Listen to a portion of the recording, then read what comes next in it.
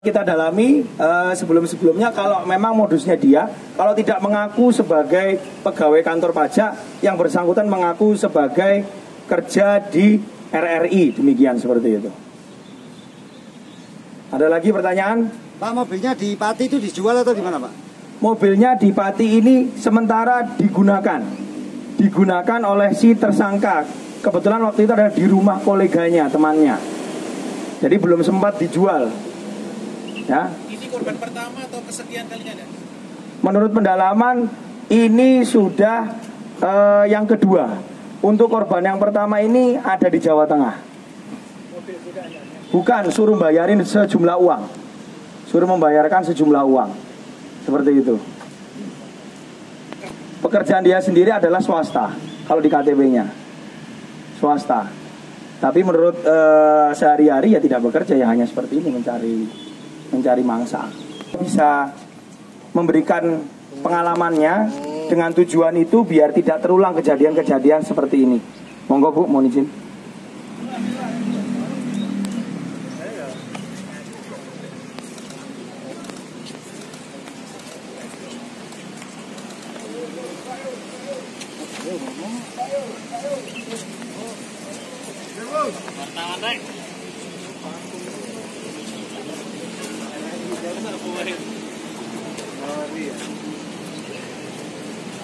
Dan wartawan RRI.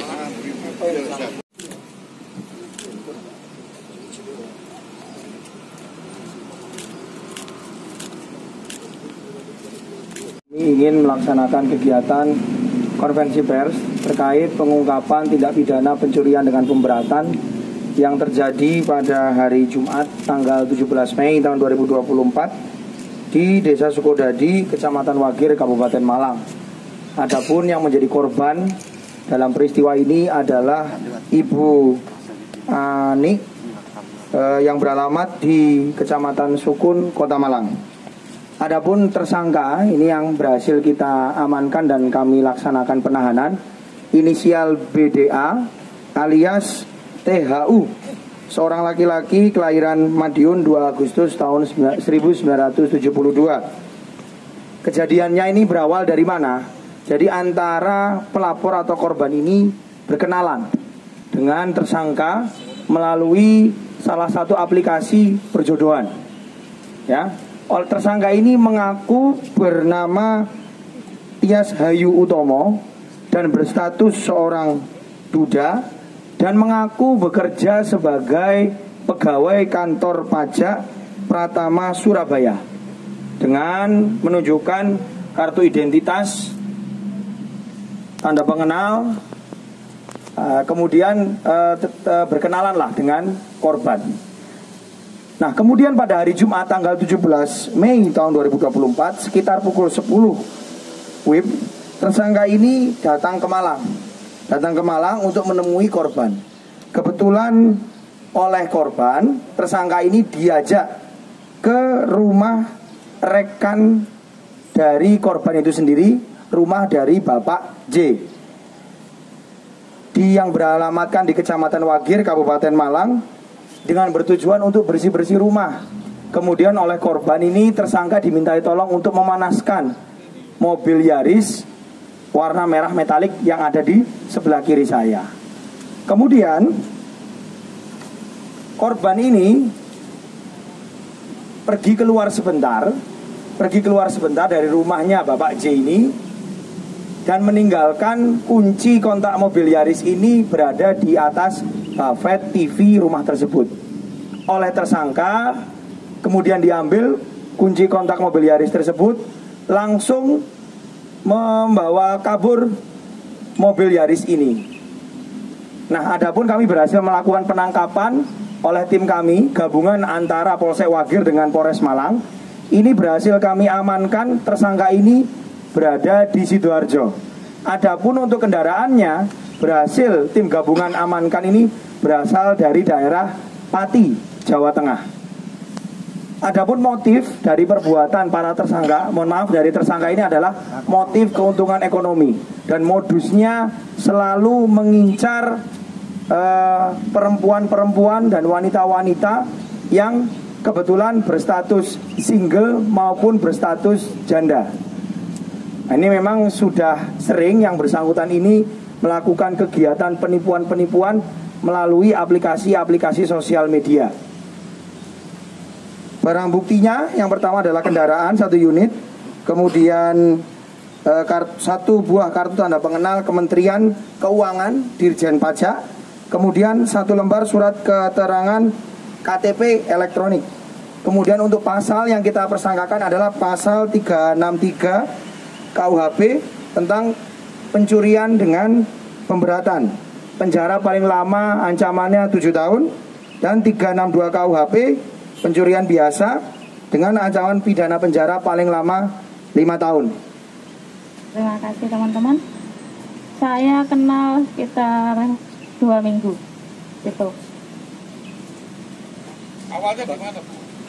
Awalnya kami ada di aplikasi perkenalan. Jadi setelah itu saya juga saya bekerja sebagai biro wisata dan juga ada di properti. Jadi saya butuh jaringan yang lebih luas. Jadi saya masuk di aplikasi dan saya mengenal dia. Jadi pada saat saya mengenal dia, dia bilang dia pegawai pajak dan ingin lebih dekat dengan saya. Waktu itu dia datang ke Malang, saya jemput di Terminal Arjosari. Dia juga bilang mau beli beberapa lahan di Malang. Saya sempat cari-cari juga lahan dan juga rumah gitu.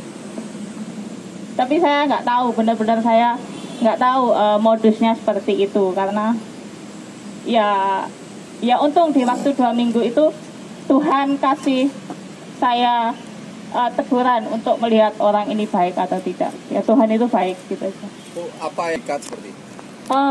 Dia mengaku dia itu orang pajak ya. Ya tahu sendiri orang pajak pasti duitnya banyak ya Pak ya. Ya gitu. Kewagiri Ya itu mau tapi beli lahan saya gitu. bukan mau duitnya ya Pak ya. Sini saya butuh jaringan juga karena saya juga bekerja gitu. Jadi di sini saya menghimbau untuk semua teman apalagi single mom untuk berhati-hati dengan orang yang modusnya seperti ini gitu. Kami ini single mom bekerja sendiri. Dimanfaatkan seperti itu sakit. Tuhan itu maha adil. Jadi ini untuk peringatan untuk single mom harus hati-hati gitu. Kami perempuan bekerja sendiri, menanggung anak sendiri, disakiti, ditipu seperti itu.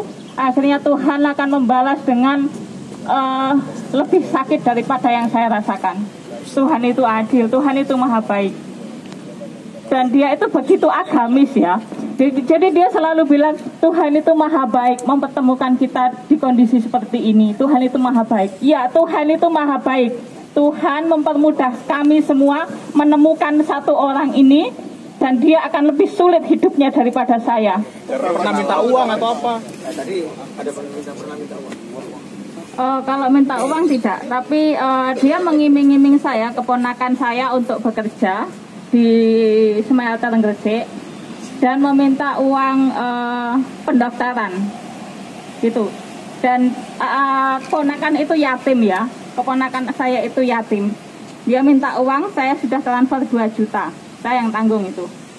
Bu, Kewagiri itu acara beli lahan atau apa Bu rencananya? Melihat rumah. Melihat rumah. Iya. Cukup. Malang, baik yang masih single maupun sudah menjadi single mom, mohon sekali lagi berhati-hati dengan perkenalan dengan orang baru.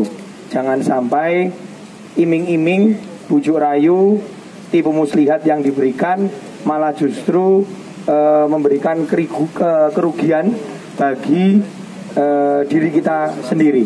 Sekali lagi harus berhati-hati terhadap penggunaan aplikasi media sosial yang benar-benar borderless. Tidak ada batasan di situ. Mungkin itu.